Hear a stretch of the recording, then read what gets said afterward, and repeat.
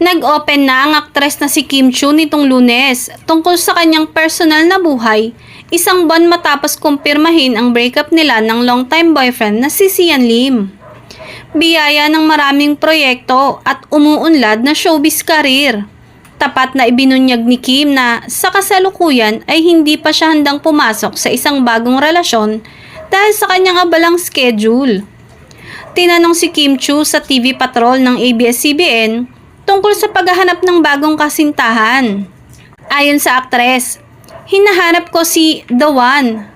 Hinahanap ko siya pero wag muna ngayon kasi busy ako. Soon, siguro magmerienda muna siya. Let's take it day by day and enjoy. Live for the moment and just chill and have fun. Sobrang busy pa. Tsaka na siguro muna yung love life. Dagdag nito. Sa ngayon, excited si Chiu sa pagpapalabas ng teleserye version ng kanyang seryeng Linlang na nag-premiere noong Lunes. Ipinakita ang serye sa streaming platform na Prime Video noong nakaraang taon.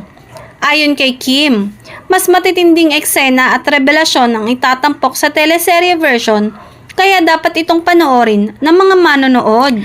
Sobrang excited kasi nung napanood nila na Linlang sa Prime Video. That was just 40 to 45% ng palabas namin.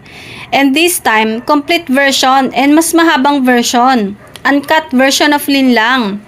Kung nabitin sila sa napanood nila last year, this time bubusugin namin sila ng panggigigil talaga. Aminado si Kim na kinikilig siya kung saan maaapektuhan si Juliana Luwalhati, ang karakter ng ginagampanan niya sa serye.